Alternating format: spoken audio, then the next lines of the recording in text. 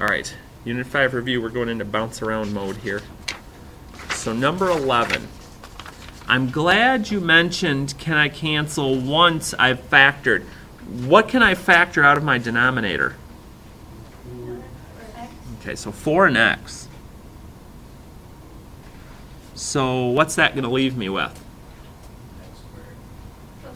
Okay, x squared plus 3. Okay, so that's gone.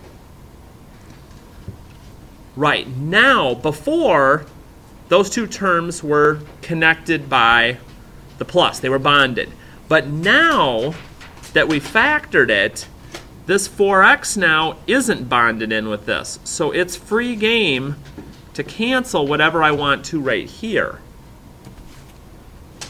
So if I take a peek at that, I see right away I can whack the 4's. And then just with my exponent rules, 2 minus 1 gives me an x. My x would be left up in the numerator. And then I see this x squared plus 3. And since it's in parentheses, it gives me that secondary reminder, oh yeah, these are bonded. I cannot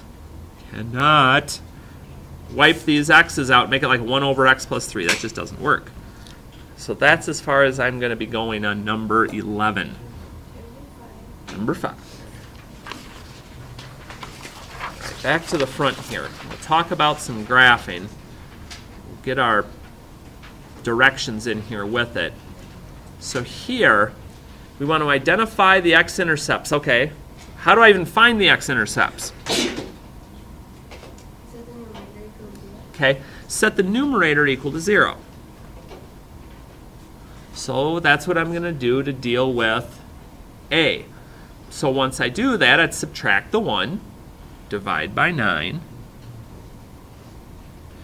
I end up with negative 1/9. And if I want to, I could go ahead and pop that onto my graph just as a reminder that I'm going to have to end up having that there. I need my old small erasers back so I can start whipping things. So next I go looking for my vertical asymptotes. Now 2 questions here. 1, how do I find them? And 2, is that an x equals or a y equals equation?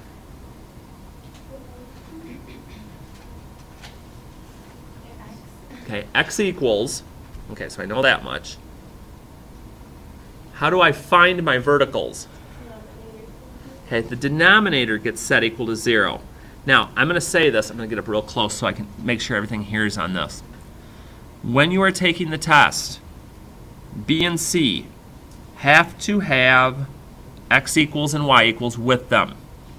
If you don't, I will ding you for a half because I want to make sure you understand vertical is x, horizontal is y. You could draw them in here, and that can even kind of be a clue. But you've got to make sure that gets in there because I got to make sure that you know this. So if I set this guy equal to 0, add the 2, and divide by 3, I get myself kind of a funky one here. So x is 2/3. So just inside that 1 with my asymptote there, with my dotted line. Then what about my horizontal asymptote, which we now know is y? 3. Okay. So y equals 3. How'd you get that?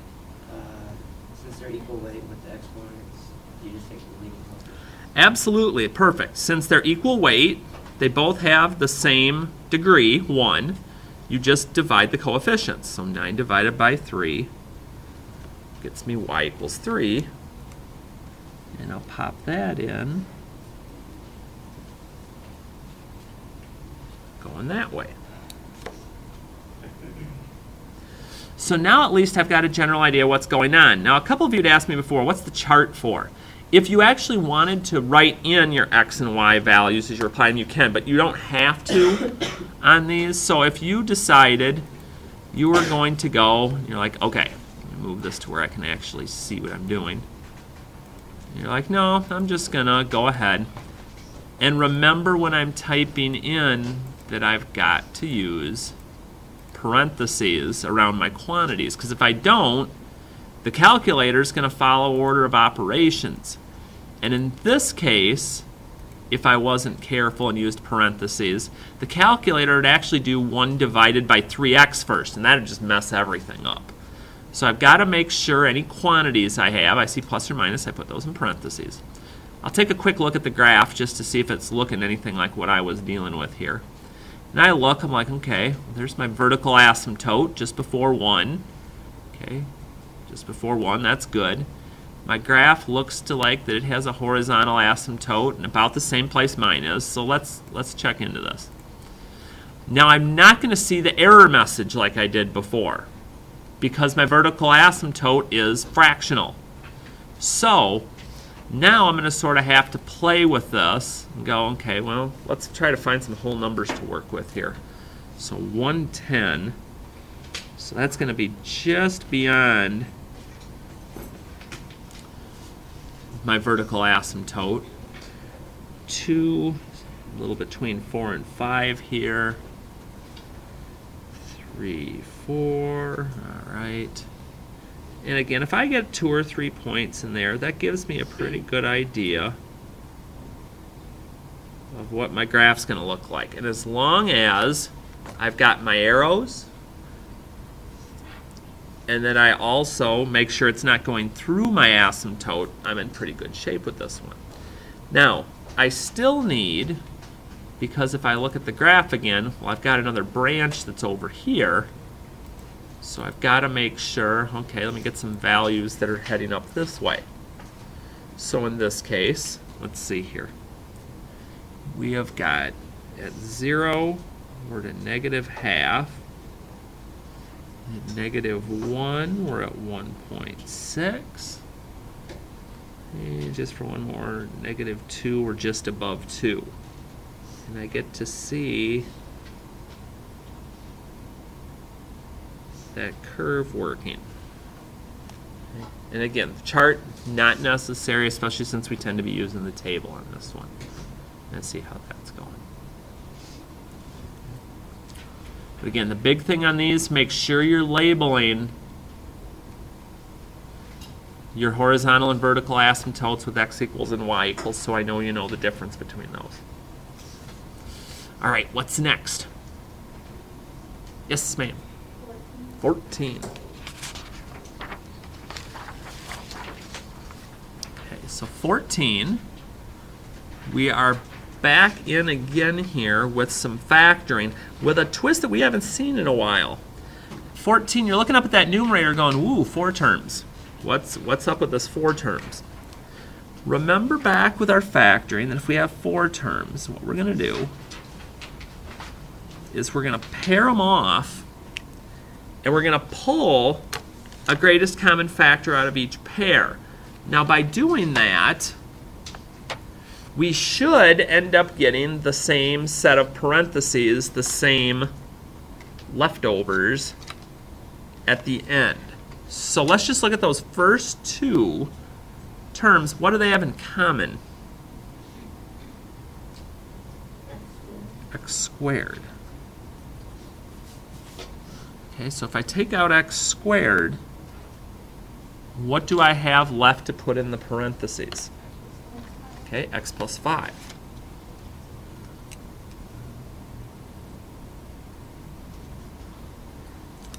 So then I move to the next one. What's that? Okay? Right, it doesn't look right away like I take anything, but I can get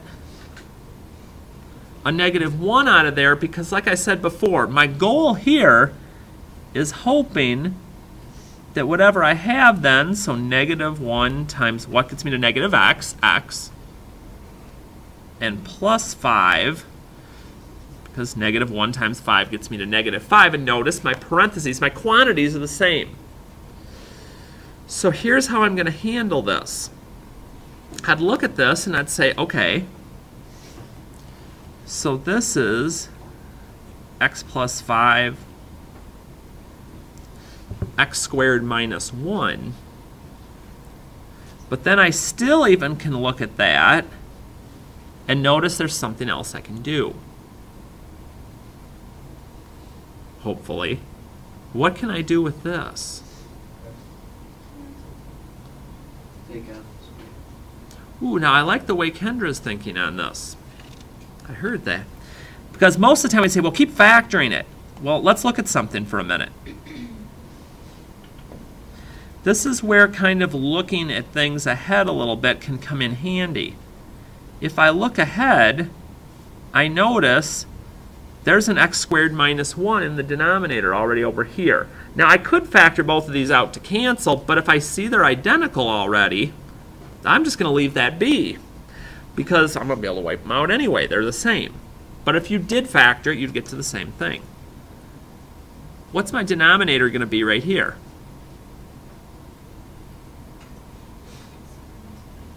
Okay, it's a difference of squares. X plus 5, x minus 5. And again, if you wanted to fully factor on the others, you can, but at this point, anything that you see within the same fraction, numerator, denominator that's the same can cancel. Anything that you cross see that can cancel. Again, as long as they're identical. And whatever's left over is what's going to go in for my answer. And again, be careful. They're bonded with plus and minus. I can't just whack the x's here. It won't work. So that's as far as I can go. But good catch on the x squared minus 1. Saved us a little bit of time and effort.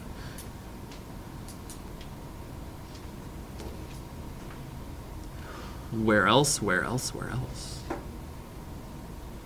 Why is 7B none? Okay, let's take a peek. 7b. Why is it none? All right, let's see what's going on here. All right, let's just kind of run down the row. We'll run through A through C here and kind of see what's going on. So A is my x-intercepts. How do I find those again? Set the numerator equal to 0. Well, that's a little hard this time. Can't set 6 equal to 0. Can't set 6 equal to 0, so that's none.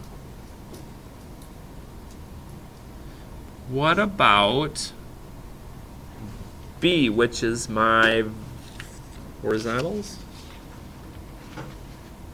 My verticals, okay, make sure here. So it's going to be my x equals. What do I do to find my vertical asymptotes? Set the denominator equal to 0. Now if I attempt to do that, here's the dilemma that I'm going to get into. When I subtract the 3 over, in order to be able to solve this, I'd have to pull an I out. Because I can't square something and get a negative unless I use an imaginary number. Well, I can't graph an imaginary number. So that's why, in this case, I don't have any vertical asymptotes either. If you end up with a negative number that you're trying to find the square root of, it just won't work. And I'll see that visually here in a minute.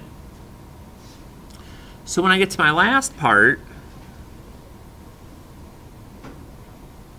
I'm bottom heavy, meaning I have a larger degree in my denominator. So what's that mean for my horizontal asymptote then? Right, it's just going to equal 0.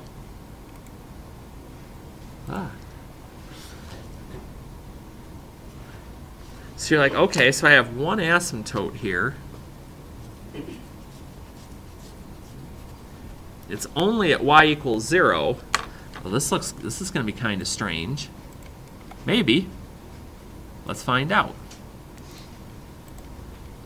Just move this over a little. So I got 6 divided by, and again, I see that plus bond, which means I have to put the parentheses in. Otherwise, this will look weird. So if I graph it, oh, it's like a bell curve. Okay, which makes sense.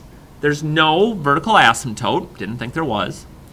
And it looks like I've got a horizontal here, right where y equals 0. So all I'm going to do is get myself some points here. So looks like 0, 2, and at 1 and negative 1, it's at 1.5.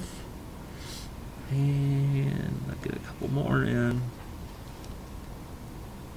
And again, we're just kind of bell curving it.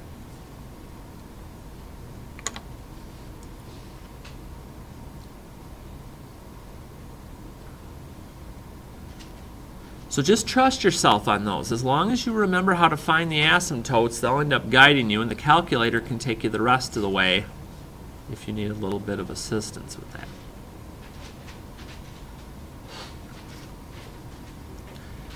What else? All right, find the equation of the oblique asymptote for each of the following. Now let me make note of something here. The only time I can use synthetic division is if I just have x plus or minus something. My coefficient has to be 1. So there's a couple of ways I could look at this. I can either say, crap, there's a 3 here, so I'm just going to have to deal with this. And if I did it that way, here's what I would end up doing. So I'd have 3x plus 6. And I'd have negative 2x squared. And I'm just going to hold my place with those other values. Sort of like when we used to have the wholes before. Now this is going to be kind of nasty anyway, because I'm still going to be doing how many times does this go into that. So I've got negative 2x squared divided by 3x. And yes, I'm going to end up with a fraction. But if I use my exponent rules, 2 minus 1 is 1. So I've got negative 2/3 x. Ugh. Okay, not a real fun first term. So once I've got that figured out, my next step is to say, okay, I'm going to distribute that through my divisor to figure out what goes underneath it. So 2/3 of 3 is 2. So this would be negative 2x squared. Negative 2 times 6 is negative 12 divided by 3 would be negative 4x. And that is what's going to go underneath here. And I'm subtracting it. Because by subtracting it, these become opposites and cancel. And that's my whole idea of doing the the long division anyway. Minus a negative makes this a positive 4x, which I go ahead and bring down. So once you have that, you say, okay, got to do this one more time. Now I'm going to show you a possible shortcut here in a minute, so just kind of stay with me. So 4x divided by 3x, the x's would cancel, and just leave me with 4/3. And the rest is going to cancel out. There's nothing else for me to do. So that would be my oblique asymptote. You're like, ooh, I might just skip that one on the test here. This is kind of ugh. But let's think about this for a second. Is there another option? So I've been barking at you for weeks here now about always trying to factor something first at the beginning of any of these problems. So let's go back and look at this to start one more time, just to see, is there something else I could have done? Can I factor my denominator? Yes. So if I did, and I took a 3 out, you're like, well, Hardy, what good is that doing me? Because, I'm not getting anywhere anyway. So you kind of start to look at that for a minute, and you're like, well, but wait a second. I wonder, let's try something. Now, am I sure this is going to work? No. Could I do anything else with, could I do synthetic now with this? No. Because I know how some of you think. Some of you are going to think, well, now that since this is just x, I could do negative 2 And then I could just do this, and I'm going to end up being okay. So just be negative 2, 0, and 0. Here's the problem, though. You bring that down and you start to multiply your way across, and you're going to notice this doesn't look anything like what that looked like. So it'd be negative 2x plus 4. No, bad. Not going to work this time. Okay? So sometimes I'm going to have to deal with the long division. Okay? However, on 9, here's the nice thing. If I remember on this one, what I can do is I can take the opposite, again, of what I see with my x, because it's x minus h. So we take the opposite, and then I can do synthetic division on this one instead of doing the long. So I always drop that first term, multiply, and add, multiply, and add. And when I get to the end on this one, I always start 1 degree less than I had here. So if I start with squared, I have x plus my constant, and this is my remainder, but when I'm doing an oblique, I don't care about the remainder. So that would be my oblique. Can I do the long division? Sure. But the only time I can do synthetic is if that my x has a coefficient of 1, if I don't see a number in front of it. Otherwise, I got to deal with it. Blech. If you could factor it and cancel something, yeah, you could absolutely do that too. Sometimes that even works.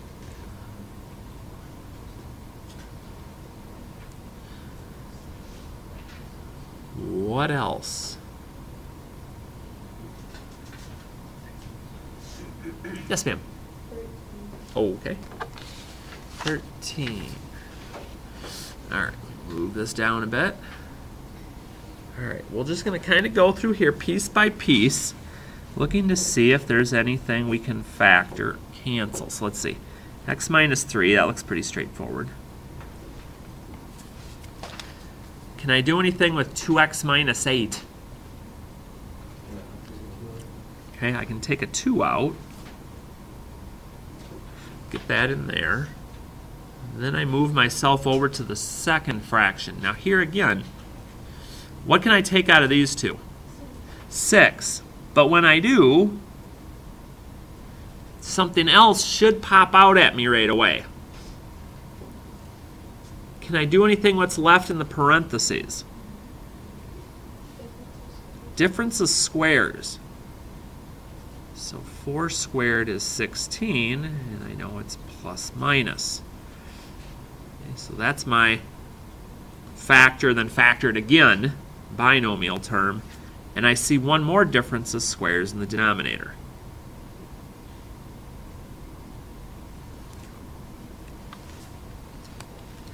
So once I've factored everything I can, sometimes some of you would say would just multiply across. Like number 12, I'd probably suggest multiplying across. But here, since I've fully factored, I get to here and I'm like, okay, I got x plus 4, I have x plus 3, but then I look, and I don't forget about those coefficients. Well, 6 divided by 2 is 3. 6 is bigger. So the 3 ends up there in the numerator. And again, the x's are bonded with the 4 and 3, so I can't cancel anymore at that point.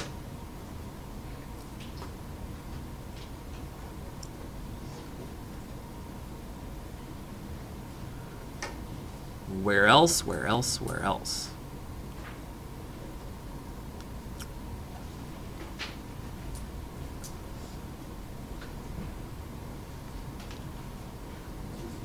$60. All right, push a little further here. Here's our first time getting to play with division today.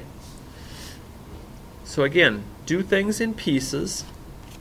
Can I just say here at the first, okay, I'm ignoring you rest of the problem right now. This is all I care about. I can factor my numerator. That'd be 10 and 2. Whoops. And then again, I have a difference of squares. Can't tell we're trying to pound home here, can we? So I square 2 to get 4. I square 3 to get 9 with a plus minus. And again, if that's not coming to you right away, that's where we need to get back into Unit 3 and kind of go back over some of that stuff again. So I got the first one set. Now it says divide, which means those two guys are going to get flipped. So we'll look at this one first. What can I take out of these two terms? 3x squared. Because if I'm just trying to find a greatest common factor, the smallest exponent would be the way to go. So let's see, I got 2x and minus 3. Okay, so that's gone. And then it just looks like an x up here. Or maybe an x squared. And then I can always go back and make sure it multiplies out. Okay, that's good. And then this 2x plus 3, where does it go? Does it go top and bottom? Just the top. Yep. Over we come. So basically it's just like having that over 1. And I like to make everything a fraction just so I'm not confused at the end as to, well, where can I cancel, what can I not? So let's see here. Now I can go cancel crazy. They don't have to be right next to each other. I can still cross cancel. I can distance cancel. As long as one's in the numerator and one's in the denominator, I'm good. I can cancel those. Here, okay, these aren't bonded. That 3 is not bonded to my x squared with a strong bond like plus or minus. So I can even whack the x squareds here. So I still have the 3 though. I have the x plus 2.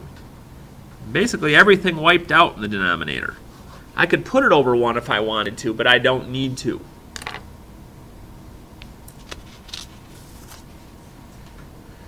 And that one's good to go.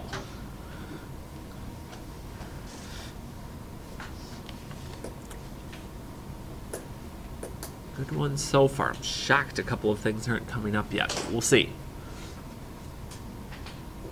Where are we off to next?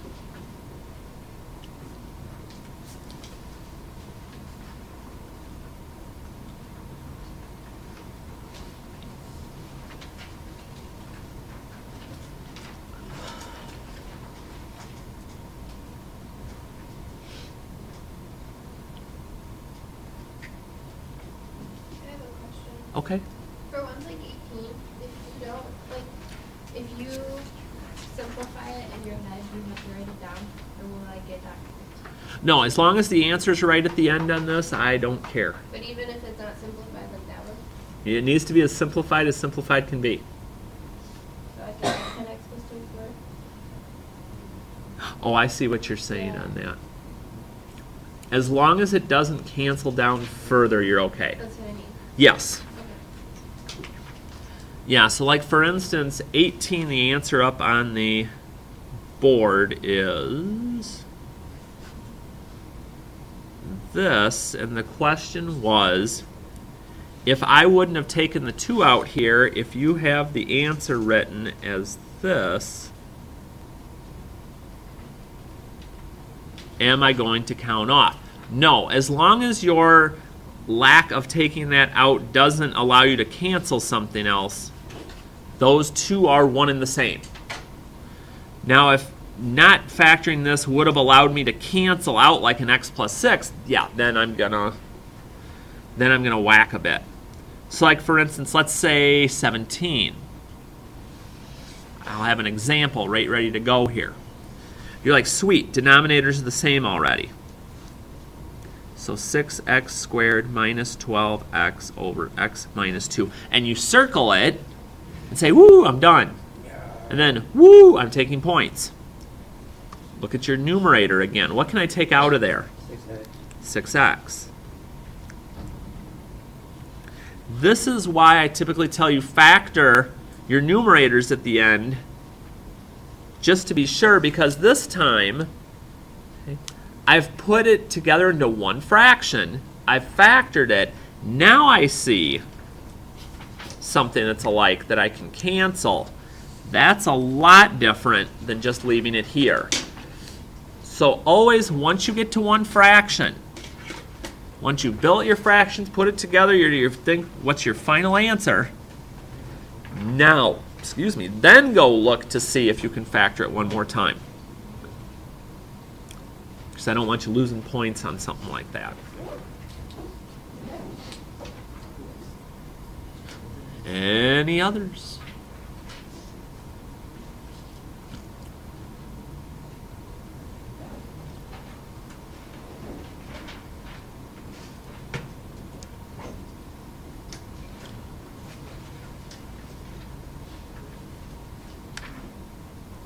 Online people, you could have gone and gotten a snack at this point.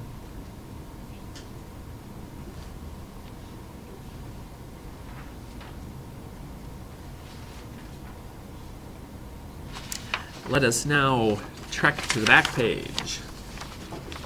All right. Solve for x. Now here, a couple of things. One, since there's just an equals, I don't have to have a common denominator here. I could choose to go that route if I wanted to. But I think in this case, I'm going to put my parentheses around though. I'm just going to cross multiply. So if I go that route, I'm going to go ahead, I'm going to distribute.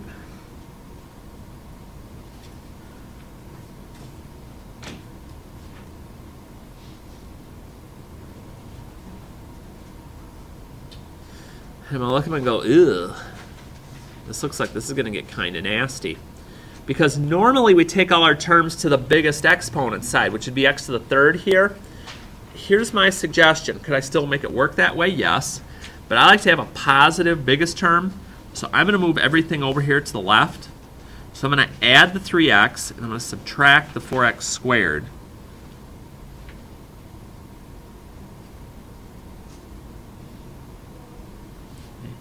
So again, by adding the x cubed, it became positive. By subtracting the 4x squared, I had 2 minus 4s where the negative 2x squared is coming from. Before you panic, look at it. Yeah, if I take an x out,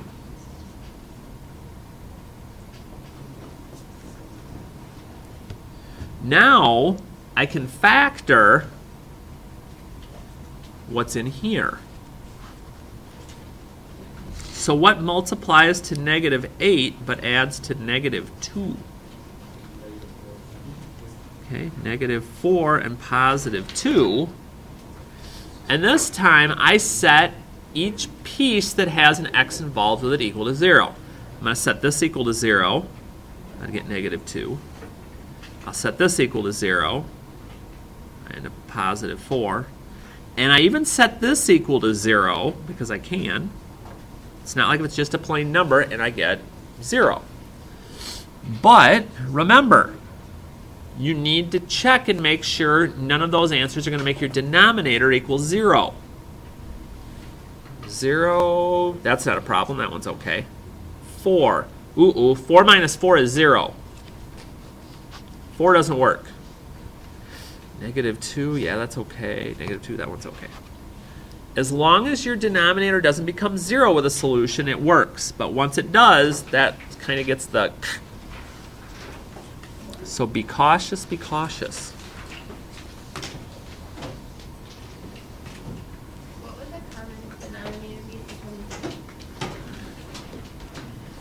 For for 23? 23, your LCD would be 2x, x plus 1. Thank you. Yes, yes, yes. This, along with the review that we go through in 4th hour, will both be up tonight on the website. Tomorrow when you come in, it'll basically just be you come in, we'll sit you down, we'll get you off and running on this. That's about it.